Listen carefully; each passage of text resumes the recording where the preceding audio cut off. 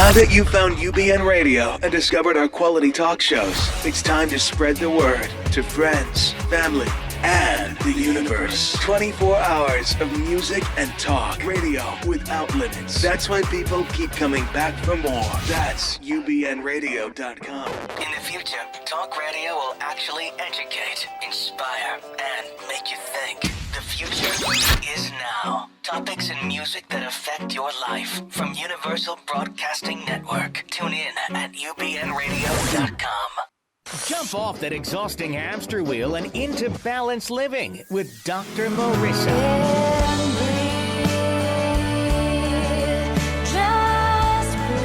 Her mission, to be a beneficial presence on the planet. Her purpose, to be your personal advocate to live, love, laugh, learn. Her life motto, don't die wondering. Take back your life with Dr. Marissa Fay on ubnradio.com. And welcome. You are tuned into Take My Advice, I'm Not Using It. Get Balanced with Dr. Marissa every Tuesday at naturally high noon on Universal Broadcasting Network, out of the Sunset Gower Studios, where Scandal and Newsweek and Dexter are filmed. But there's no scandal here. In fact, there's no gossip, no scandal, and no K-words, no Kardashian talk at all.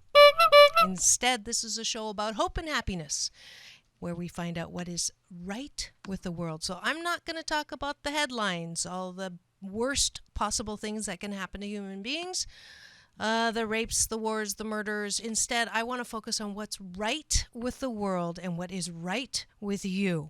And this month, January, we've been focused on health and good health and how that can influence our hope and happiness. And I'm so grateful to have someone that I actually found on Facebook. I love social media. I've been doing this thing called Dr. Marissa's Pin-Up Award for the day, or whenever I get to it. And pin-up means positive, inspiring news.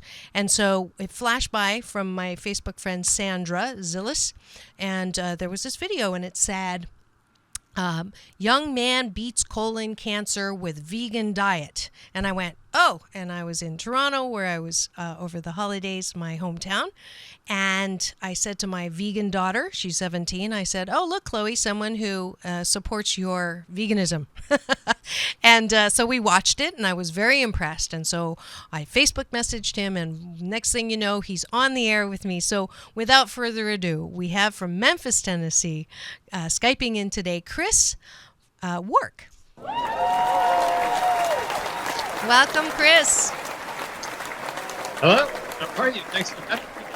It is so nice to have you here and to talk to you and get firsthand what happened to you way back in 2003. So as per usual, what I like to do with my guests, if you would indulge me, is just sit with your feet on the ground and your palms up, and then gently close your eyes and connect with me for a minute through the breath, taking a deep breath in through the nose and releasing. And again, in through the nose.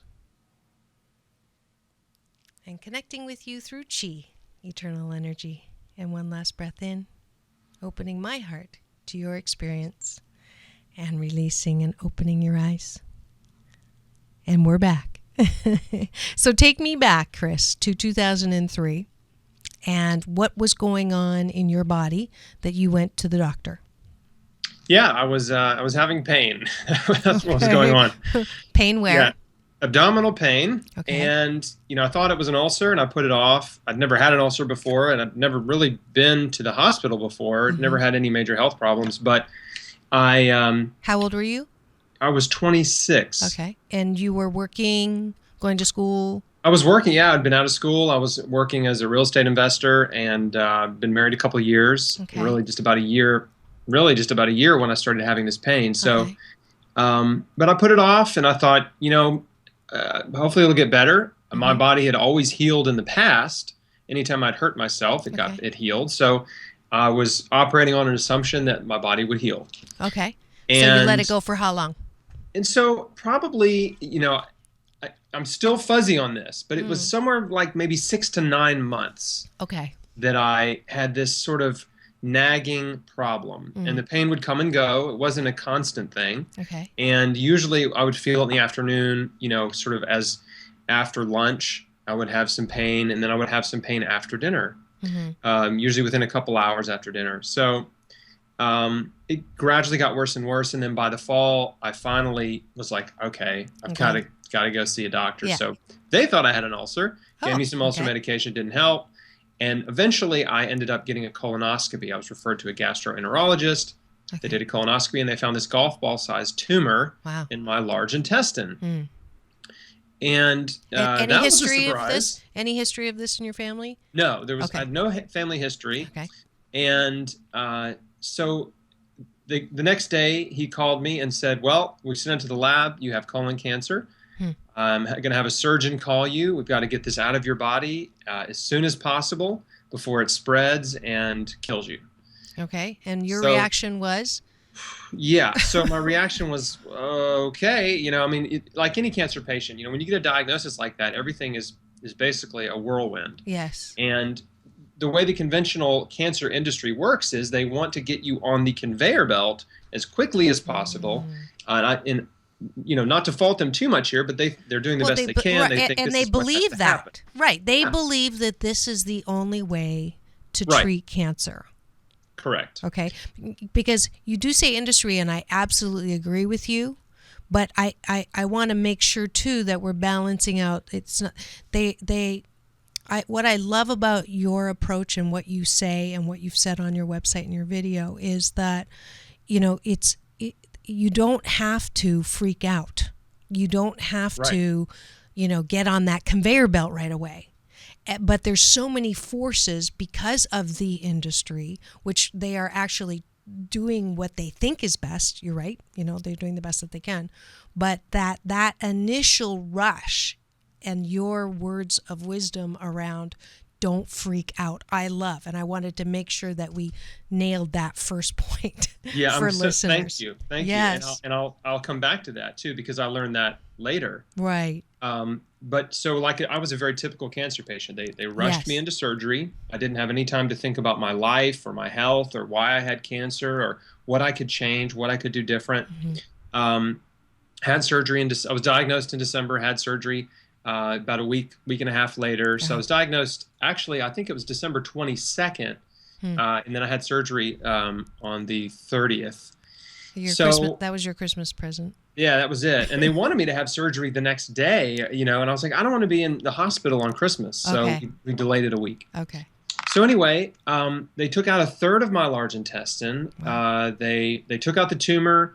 When they went in, it was worse than they thought. It was stage 3C. They were hoping it was stage 2. Okay. And when I woke up, they gave me the bad news. Well, you know, you're worse than we thought. You're going to need 9 to 12 months of chemotherapy as soon as you recover from surgery. So maybe starting about 6 weeks after surgery. Wow.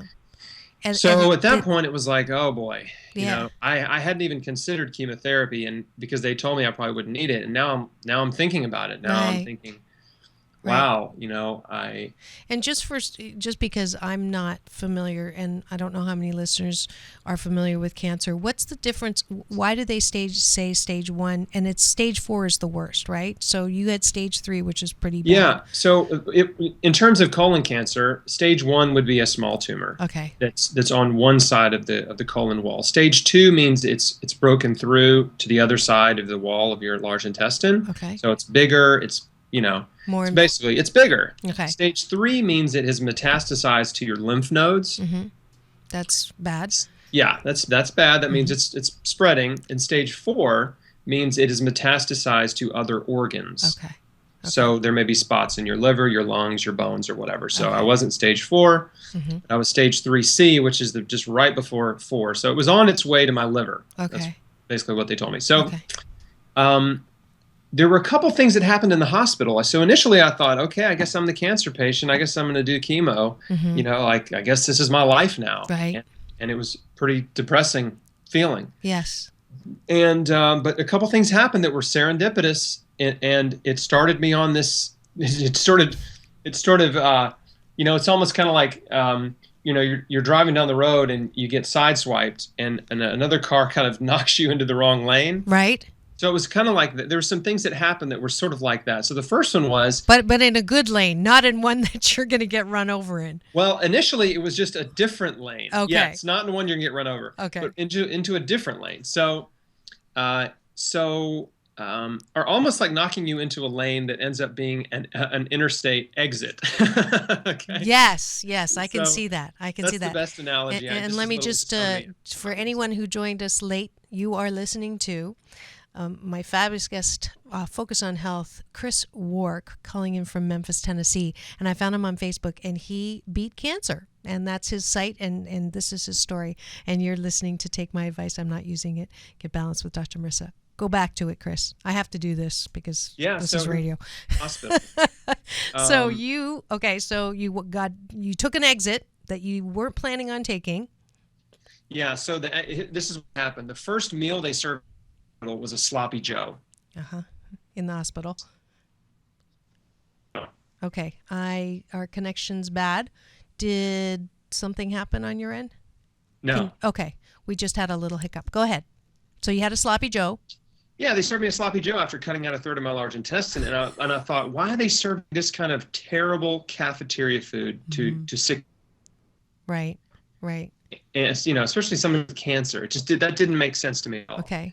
The second thing that happened in the hospital was the day I was checking out, the surgeon, he came in there, asked him, I said, is there any food I need to eat or whatever? Because I didn't want to go home and screw it up, right? I didn't want to go. You want to be a good patient, sauce, right? Yeah, or some Doritos and then screw up the whole surgery. So he just don't lift anything heavier than a beer. That was his advice. That's it. That was his nutritional advice. So again, I'm like, I'm just thinking, man, I can't believe they don't care they don't care what I eat. Right. Doesn't matter, I guess. Right. So went home, and as I was recovering from the surgery, I was thinking about my life, and I was thinking about chemotherapy, and I'd never really actually known anyone that had gone through cancer in my life. Okay, so this was very unfamiliar. Yeah, it was completely. But yet I'd seen a few people out in the world that were obviously cancer patients, and they looked so scary, right? They looked so sick and so bad. Right. And I knew that the chemotherapy is what made them look that much. Yeah. I knew it was poison, and I knew it was extremely toxic and your hair falls out, right? I knew. Right. My dad went through it. He had lymphoma. And it is true what they say, that it's not necessarily the cancer that kills you, it's the chemo. Right, absolutely. Yeah. So I knew very little, but enough to be wary of putting poison in my body. And really, as the more I thought about it, the less it made sense, because the idea of poisoning my way back to health did not make sense. Okay. So good way to put it. I had this dilemma because they were telling me I needed to do chemotherapy, and my instincts, my intuition was saying no, don't do that. Okay. Do not do that. Where was your wife in all of this? So she was, she was with me. Yes. So she was with me, but she didn't really understand what I was thinking. I had not told her everything that was on my mind. We were both just scared. Right.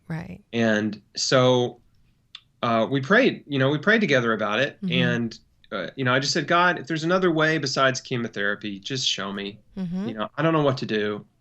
And I'm afraid and I'm confused and, help. Yes. So 2 days later, I got a book that was mailed to me from a man in Alaska who I've never met, but he knew my dad. And he sent me a book that was it was a pretty bold move, really. And he sent me a controversial book called God's Way to Ultimate Health. Right. And, hey, the title says God's Way to Ultimate Health. Maybe this is an answer to prayer. Right. So I start reading the book, and turns out the man who wrote it had colon cancer, just like me. But he didn't have surgery or chemo or radiation. He radically changed his diet and his lifestyle, and his body healed. And as I read his testimonial and read as his book talked a lot about nutrition and why we're sick, because we're eating all this man-made processed food and we're eating a Western diet, also known as the standard American diet. Yeah. And this is the cause of so many of our diseases. Yes. chronic diseases like cancer, heart disease, diabetes, etc. So I'm reading this book and I'm like, man, this guy makes a lot of sense. And I knew within the first chapter it was an answer to prayer. I mean, there's just Wow. no doubt in Yeah. my mind. I knew it. Yeah. And it was a powerful, A direct emotional, answer. A direct Yeah. answer in the mail. Yeah. Yeah. And it was a very powerful and very emotional moment for me, sitting there in my living room on the couch by myself, reading the first chapter of this book and reading this guy's story. And so I knew that this was it. Like, I asked for something. This is what I got. Yes. I'm doing it. You got an answer.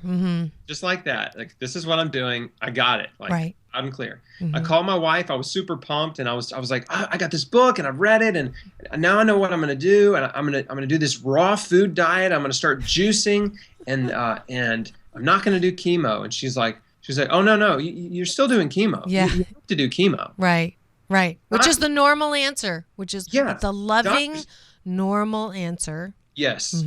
Yes. And she was really concerned. Well, she calls her mom, and then people are, all the family members are calling each other, and then they're calling me like saying, we heard you're thinking about not doing chemo, Right. and you really have to do chemo because the doctors know best. Right. And, don't you think if something else worked, they would know about it and they would be using it? And, I know someone that tried alternative therapies and they died.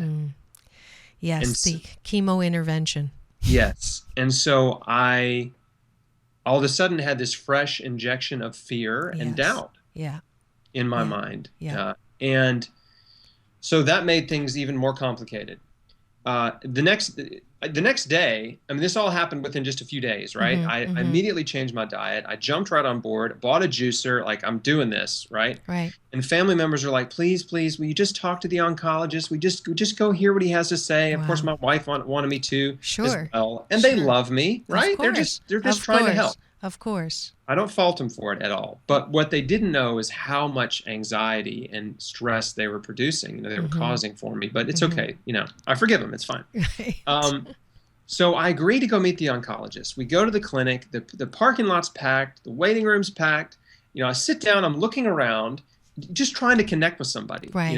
Right. Just trying to figure out who are these people, who are the people in this group that I'm now a part of, right? And the Cancer Patient Club. And I'm looking around the room, and first of all, you understand, I have like long kind of shaggy hair. I was a musician, like kind of a rocker dude. I had a handlebar mustache. I was like, I'm looking around, and everyone in there was literally gray hair. Right. Gray hair. 50, 60, 70, 80-year-old people. And me and my wife, and we look like teenagers. Right. And the television is on. And we're waiting to go back, and the Today Show's on, or one of those morning shows. And out comes Jack LaLanne. Jack Exercise LaLanne guy. is the guest of the moment. Right.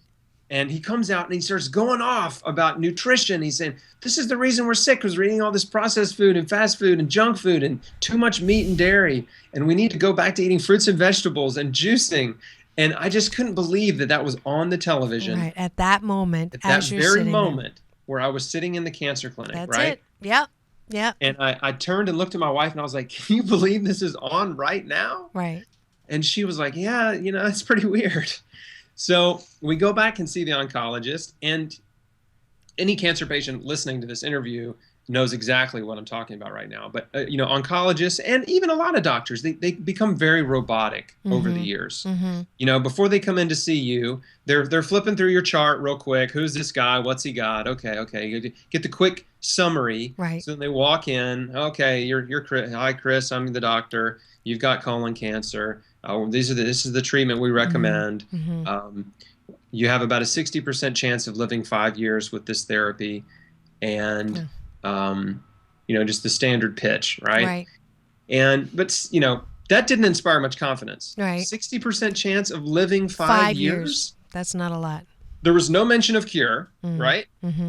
And so I said, well, are there any alternative therapies available? And he said, no, there are none. If you don't do chemotherapy, you're insane. Nice. Yeah. I said, we asked him about the raw food diet. I think my wife did. I'm already on it. She said, well, can you do the raw food diet? And he was like, no, you can't do the raw food diet. It'll fight the chemo. Yeah. What does that mean? Yeah. And then I asked him if there were, I already told you, I asked him about alternative therapies. And the rest of the meeting was basically a blur. Like, I just kind of, it was like deer in the headlights, Mm-hmm. How much time did he give you without doing chemo? I didn't ask him. Okay. I didn't ask him. He just said you were insane if you didn't do it. Right. Okay. And I didn't say, I'm not doing chemo.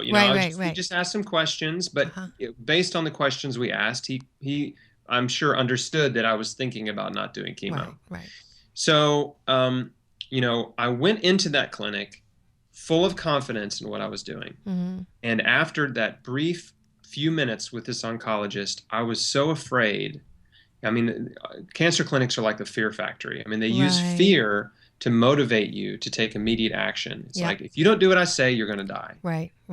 And, if you don't have this surgery, take these drugs, you're going to die. Yeah. And by the way, if you do have surgery and take these drugs, you may still die. So a lot of good news. My dad's favorite joke was when he was in the middle of all that treatment, he said, "What's the difference between God and a doctor?" Have you heard that joke? Oh, I've heard it, and I forgot the punchline. So God doesn't think he's a doctor. So he wasn't real happy with the whole thing, I walked out of that office and made an appointment at the front desk to get a port put in to start chemotherapy in a few weeks. Okay. Because he had just used fear to manipulate my emotions, and I didn't know what to do. Right. And so we walked out, we sat in her car, and we held hands and we cried and we prayed together. And that was one of the scariest moments of my life right there. I mean, I was so afraid and so confused. And but fortunately, I still had time to recover from surgery. I still had a few more weeks. And it was during that time that I really pressed into God and really thought about my life and my situation and what I wanted to do. Mm-hmm. And I realized that I had to make a very difficult choice. I had on one hand a brightly lit, well-paved road that everyone was going down. Right. And everyone who went down that road got all the encouragement and support and everything they needed, right? All their needs were met. Right. And it's almost like the conveyor belt at the airport, you just stand on it. You don't even have to walk. It just takes you down. Yep. And then you get on an express train that's like easy. Fully luxury train. You just get on and they just whisk you away. Road more traveled. On my right hand, I had a jungle with no path that I had to hack through alone at night. Okay? Right. In the dark. And those were the stark contrast, my two options, right? It was like, on one hand, it was like everybody supports this decision, and the other hand, it's just me and Jesus. Right. So but he's pretty big. Yeah. God's yes. God's for you. Yeah. So anyway, I'm telling you, I knew that was the path. Right. I knew that was the one. And it was still very hard to make that decision, but I knew that was it. Right. And what's so tragic is so many cancer patients I've talked to hundreds and coached them, counseled them, everything. And almost everyone I talked to says, I didn't want to do chemo. It didn't make sense to me. I didn't want to do it. I didn't have a good feeling about it. Right. But everybody was telling me I had to do it. And that's the only reason I did it is because everybody said I had to. Right. And now I'm worse, right? Yeah. It didn't work. And now I'm stage 4. And I know. I have regrets on that. I told my dad he didn't have a choice. He had to have chemo. And in the end, that's what, he died of. Was just the effects of that. So I particularly personally feel vested in making sure your message gets out there. Well, listen. Yeah. And you're doing the best you can with the information you have at the time. Right. And so I was a no-show to the chemo port appointment. They're calling my house. They sent me a certified letter. Wow. We're concerned about you. Please call your doctor immediately. Your life is, life is at risk, that kind of stuff. And I was just like, I'm just running away from these people. Like, I'm never going back there. Right. And I found a local clinical nutritionist and who was trained as a naturopath and herbalist and was very much into clinical nutrition as well. I found him through some sort of serendipitous events that he was a godsend. And then he connected me with an integrative oncologist that was in Memphis who was a really old man that had come back out of retirement because he was basically just bored and wanted to help more people. And so I found people that supported me. So in the beginning, my mom was a big supporter, and then these two other people, a nutritionist and an oncologist, and that was it. Yeah. I mean, that was it. Yeah. And your wife is now cautiously supportive. No. I'm just going to go ahead and say it. And she would, if she was in this interview, she would tell you the same thing. Okay. No, she was not happy with my decision, and we had some marital conflict. Right. Wow. It was very tense because she was afraid I was going to die. She was afraid I was making a huge mistake, and I was too. Right. I was afraid of being of being perceived of as a fool, which I knew people were thinking that. Right. But ultimately, I didn't want to die a fool. You know what I mean? Yep. It's one thing to be thought of as a fool while you're doing something radical. Right. But it's a different thing to fail at it. Right. And then your critics confirm be right. it. Right. You're confirming. Yeah, and I didn't like that. I didn't like that prospect. But I knew I had to. To change my whole life. Yeah. And my reasoning was really pretty simple. This is the way I was thinking. I thought, I believe I have some very simple core beliefs, and I think whenever you're challenged with something that is this life shattering, right? You kind of are going to default to your core beliefs, and you kind of have to build from there when you make a difficult decision in life. And so what were my core beliefs? Well, I believe that God created the earth for us. I believe that everything that is on the earth, that he gave us everything we need, right? So food that comes from the earth was created for us to eat, right? Yes. Fruits and vegetables. I don't have a hard time believing that. It's very easy for me to believe that. And I also knew I'd been eating junk food and fast food and McDonald's, Burger King, Wendy's, Pizza Hut, like eating all this crap for years and years. And for whatever reason, I got sick before the average person does. But regardless, I knew I could make radical changes to my diet and lifestyle. And I was excited about doing that. I was excited about seeing what would happen if I took this dramatic, massive action. Right. And so that propelled me. It wasn't just fear. It was also excitement. So as I adopted this protocol, a raw vegan diet, I was drinking 64 ounces of basically mostly carrot juice every day, plus eating giant salads and having fruit smoothies, and then working with this naturopath nutritionist. He, over time, after about 90 days, modified my diet a little bit because I felt great on the raw vegan diet, but I wasn't getting enough calories. Okay. I have a very high metabolism. And so people that have a slow metabolism, that are overweight or whatever, they do phenomenally well as a raw vegan. Right. But I needed more cooked food. I need more calories. Cooked food has about twice the calorie content as raw because when it's cooked, it condenses and you tend to eat more of it. Okay. Right. If you ever cooked spinach, how huge it is? Yes. And then you cook it down, it's like, where did it all go? Right.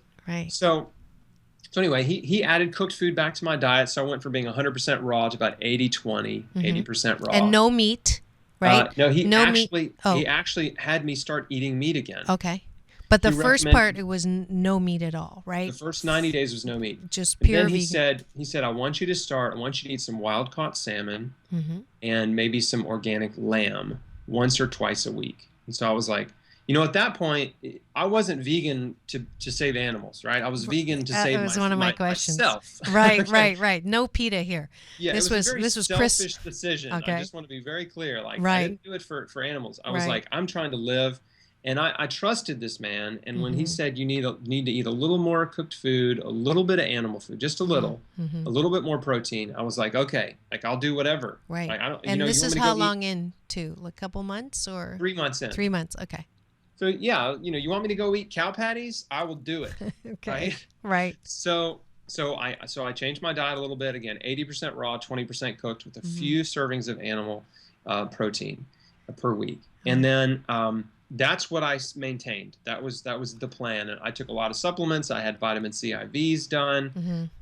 I did everything I could find and afford, and I kept reading and researching. So I just became like insatiable. I had an insatiable desire for knowledge, to learn, to find other people that had healed. And at that time, the internet was like not helpful. Okay. It's a worst case scenario.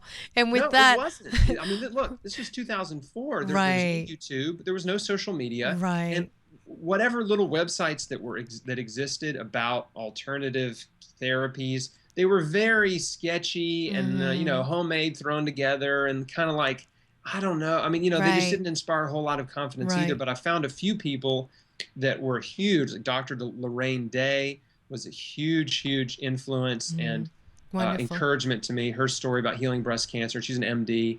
I found Dr. Richard Schultz, the naturopath, sort of this legendary, crazy alternative doctor that is just an amazing guy. And then, of course, George Malcolmus, who wrote the first book I read. And then I found Jordan Rubin, who had written just his first book, Patient Heal Thyself. So I was just going from book to book to book. Right. And if you're listening, and hopefully you can get this replayed, because if you know anyone with cancer or you have cancer yourself, Chris is giving you a path here that you don't have to travel like a jungle. So he's like mowed stuff down. That's right. So there's a path here. And we're going to just take a quick break to thank the sponsors of this show. And we'll be right back with the amazing story and the inspiration, Chris Wark, who beat colon cancer with his diet and has a lot of wisdom now about food and health and who we are. So we'll be right back in 2 and 2. Do you want more life balance? Are you 88% happy with your health and well-being, your relationships, your livelihood? If yes, do the abundance. If no, and you'd like a life balance tune-up and align those head, heart, spark plugs and smog check the BS belief systems that are clogging your lifelines, contact Dr. Marissa, the kinder, gentler Dr. Laura, at www.4balance.org for a session on the air or a private one on the beach. Have you ever had a sweet potato cookie? Be the talk of the holiday table with Yam Good cookies and 4 unique tastes. All sweet potato with either pecan, ginger pecan, pineapple coconut, even topped with almonds. Available in West LA. So follow us on social media and visit www.yamgoodcookies.com to order. A holiday treat launched in the season of Thanksgiving that will now be enjoyed all year long. So have a Yam Good holiday. And we're back, and you are tuned in to Take My Advice. I'm not using it. Get Balanced with Dr. Marissa every Tuesday and Thursday on UBN and now on NBC News Radio, syndicated on Thursday nights. And today we are talking our January focus on health, and we're talking about cancer and how to beat cancer without going through chemotherapy. And I went to the stats books, Chris, if you can indulge me for a second. You mentioned on your site that we have tripled the incidence of cancer now in the last 100 years. Men have a risk of developing cancer.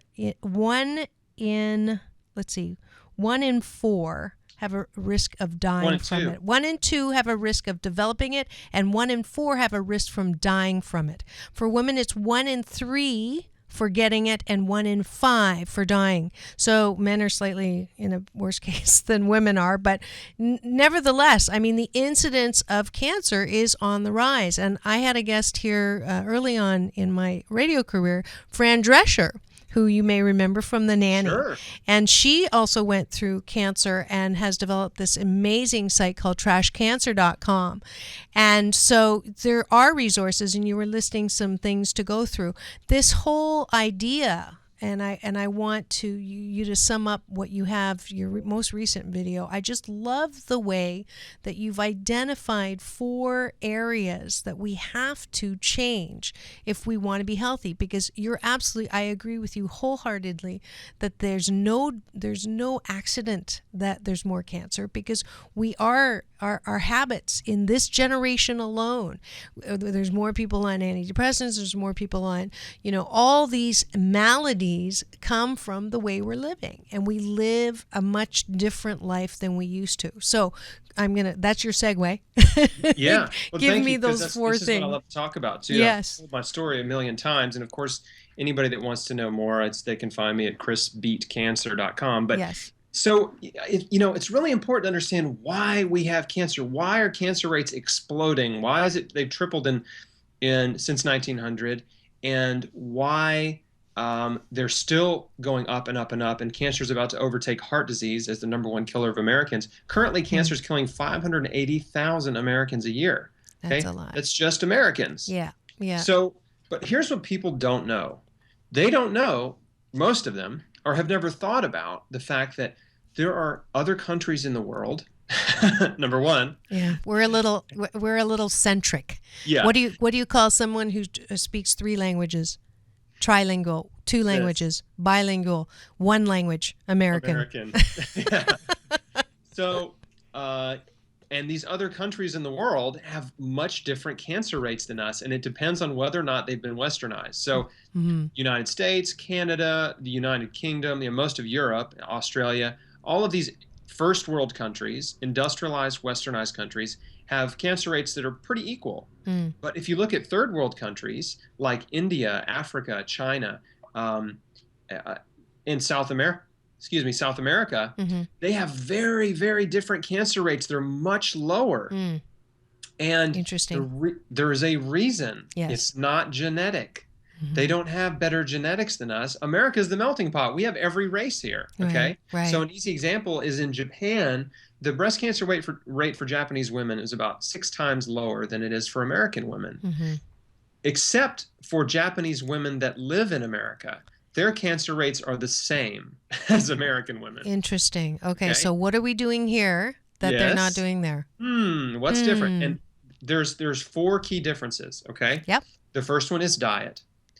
Countries with the lowest rates of cancer, by and large, eat a plant-based diet. They're not vegans, but they eat mostly plants, anywhere from 90 to 99% plant-based. Okay, the China study was one of the largest studies ever conducted. It was the largest epidemiological nutrition study ever conducted. And there were no vegan provinces in China, but most of the provinces were, especially the rural areas, were plant-based. Okay. Same applies to rural Africa.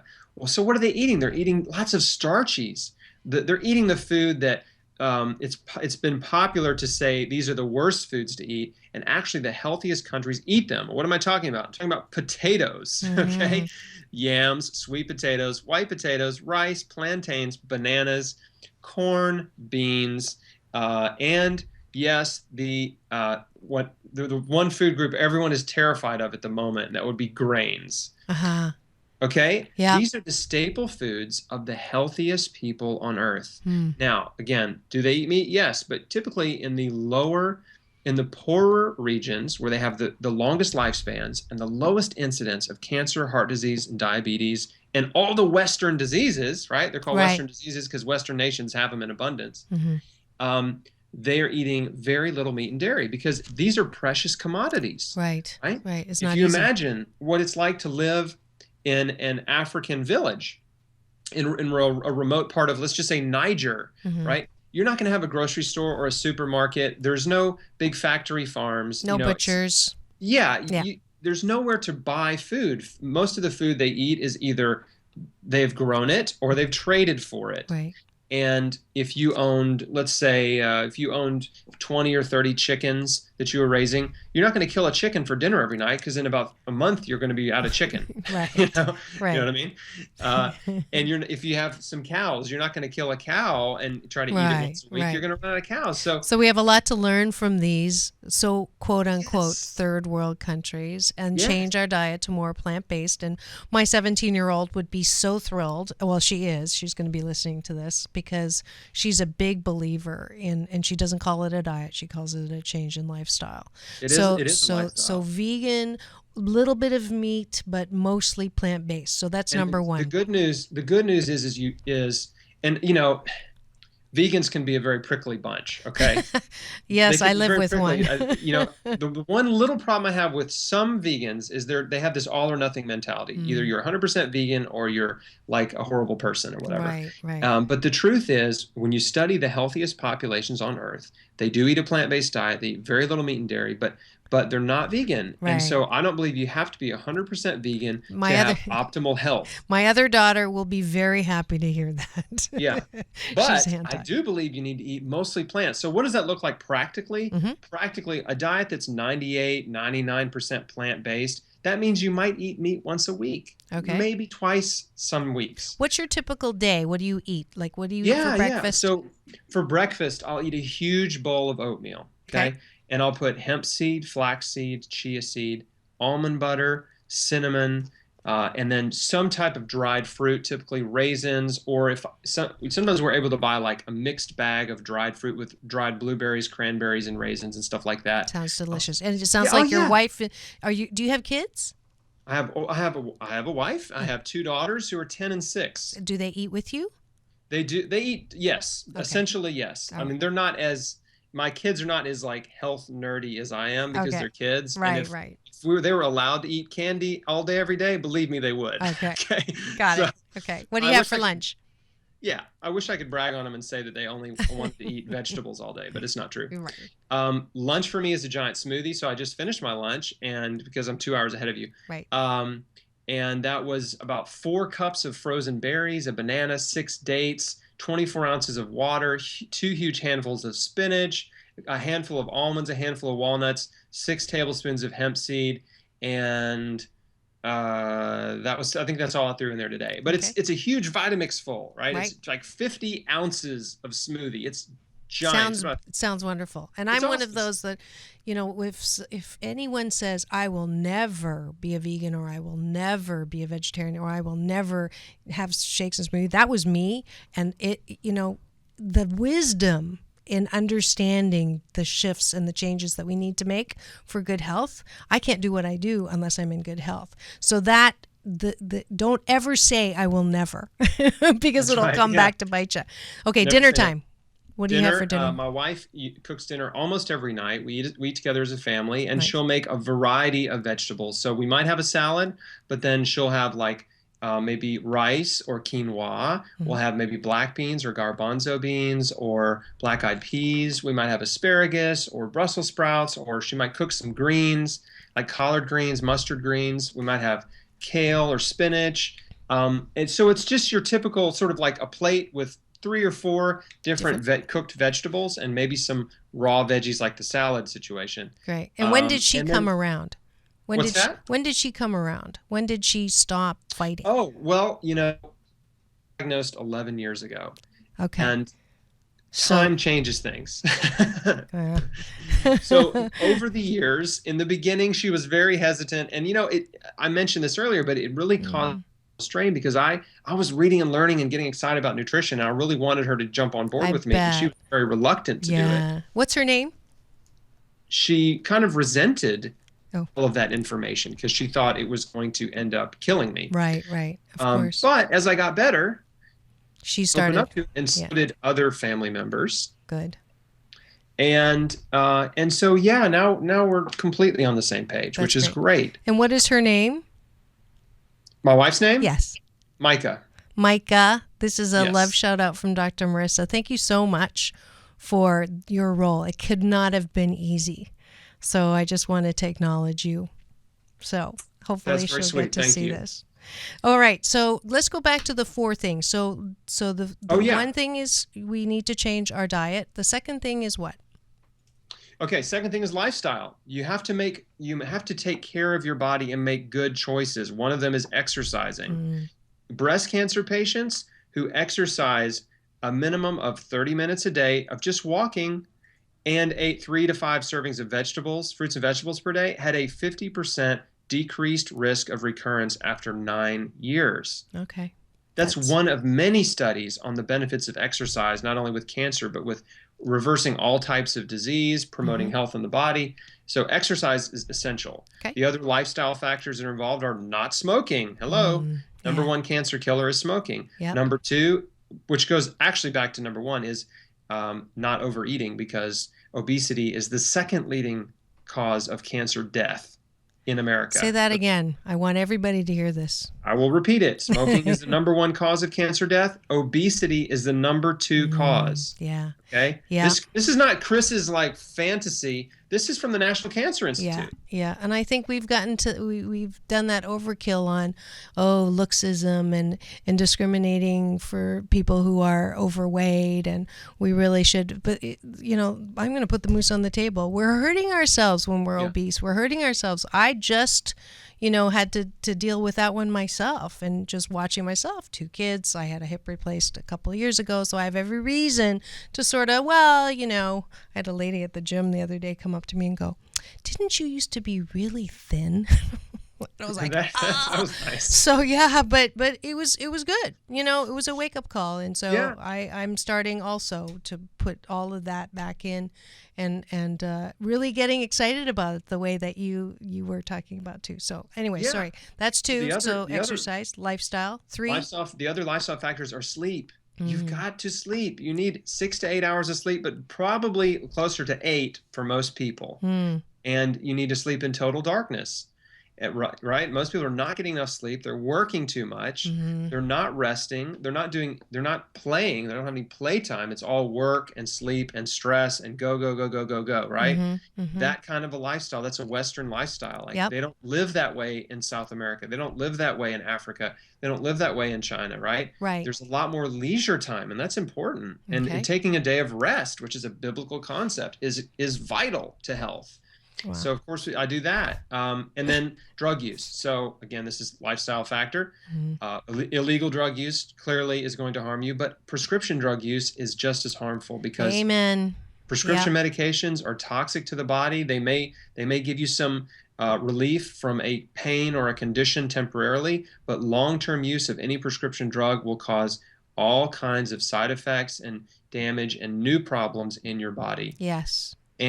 And there is no prescription drug that can fix a problem that a diet and lifestyle change cannot.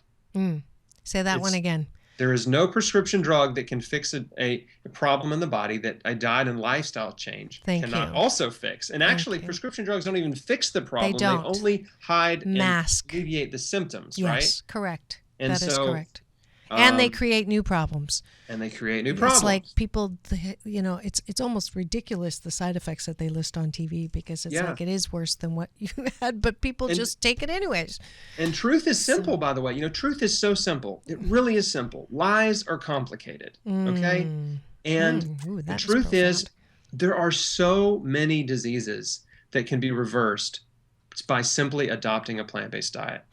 I mean, it's amazing. You don't have to spend a whole bunch and thousands of dollars and do all these crazy therapies. No, if you just radically change your diet, start eating tons of fruits and vegetables, beans and grains and nuts and all this great stuff from the earth, and raw exercise, and cooked, and exercise, right? And sleep, and avoid the things that we know we should avoid. And then the last one, the fourth factor is stress. Yes, okay, my favorite. And stress is really the mother of all the other problems, because stress actually leads us to self-destructive behavior. Stress leads us to overeat. Stress leads us to not get good rest, to become a workaholic, to develop a drinking and a drug problem.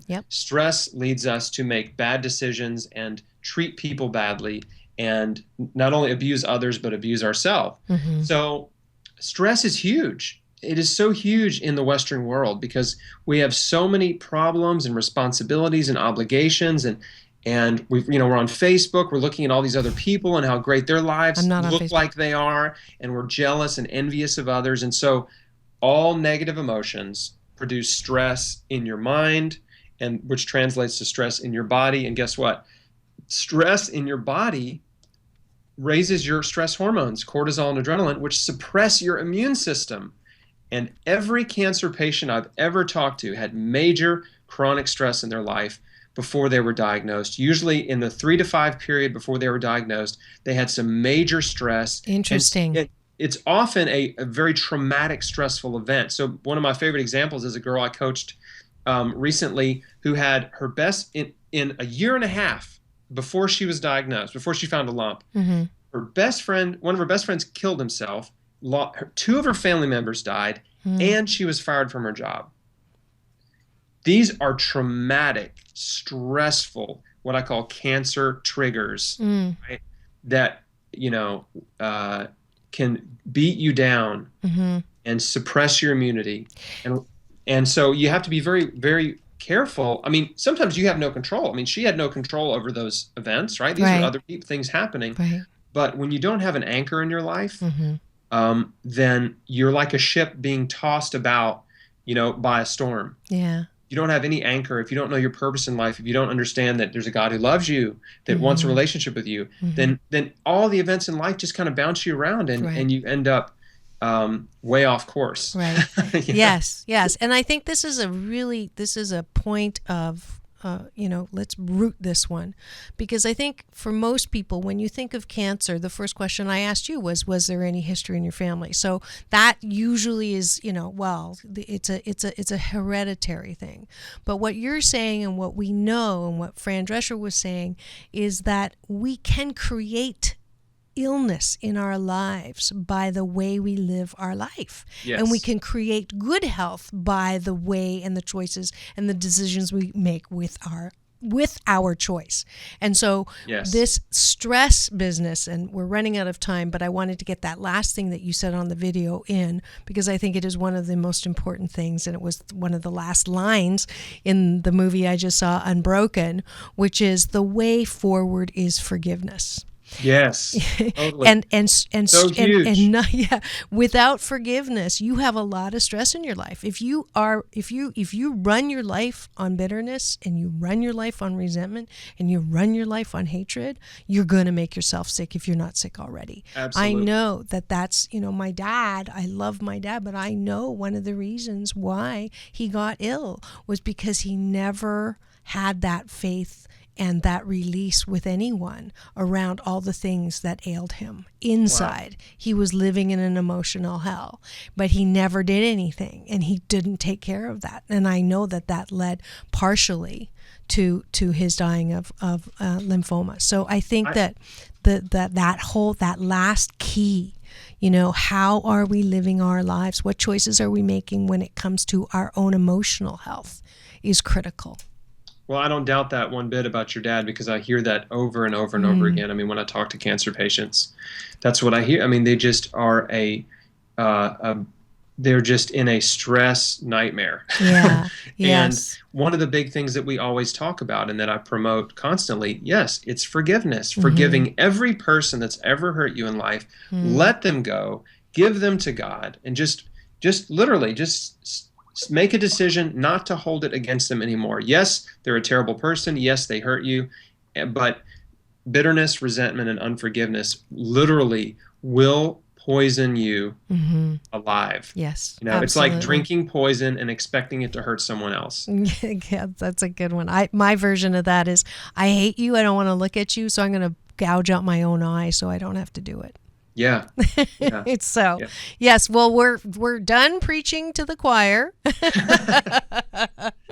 It's been so wonderful. We can find you at chrisbeatcancer.com. Yes, and thanks, absolutely. And he's been kind to give my Asian Oprah giveaway today is a free consult with Chris. So if you have cancer, you just got diagnosed, or you know someone who has, here's a man who stage 3, almost stage 4 colon cancer, was just about to launch into the traditional, the easy way to treat it, and leading to, not very successful, as we can see from people who do go through chemotherapy, my father included. And here is a man who is living proof that radical changes to 4 areas of his life can make radical changes in his lifespan. And so I know that this is your purpose. That I'm sure you wouldn't have chosen it, but in some ways, I think it's a blessing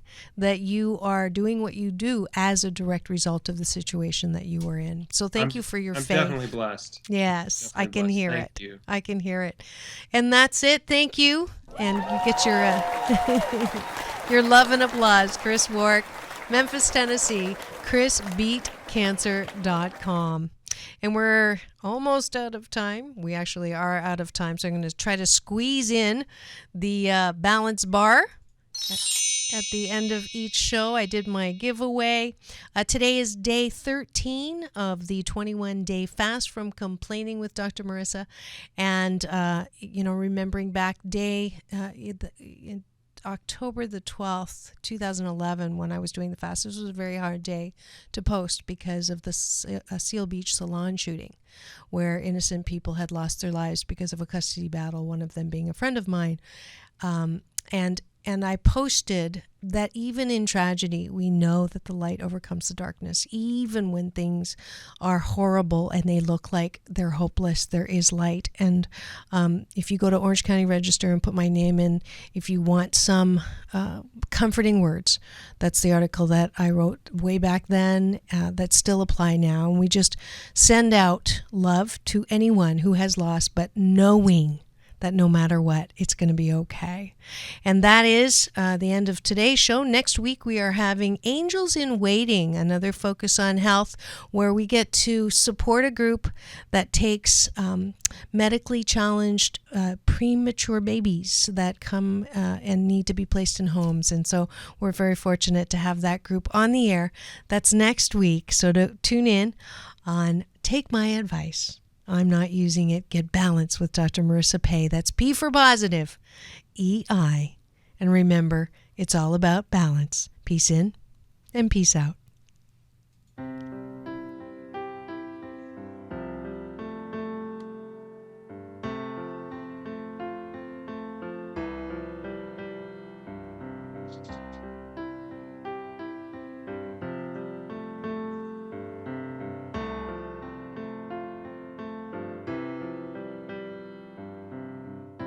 Learned to cry at an early age. People around me, my heart in a cage. Life was a book, don't turn a page. I couldn't see past my rage. I wanted to dance, but I pushed you away. Now I'm on my knees, I'll listen to what you say. And you said, be my partner, dance with me. Just hold on, I will lead. Don't be afraid if you can't see. I promise you joy in the mystery.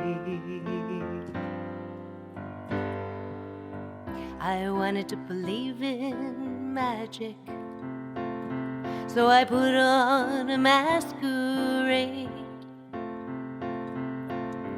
I pulled off an amazing hat trick, but the illusion didn't last a day.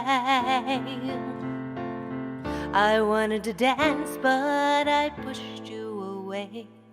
Now I'm on my knees, I listen to what you say. And you said, be my partner, dance with me. Just hold on, I will lead. Don't be afraid if you can't see. I promise you joy in the mystery.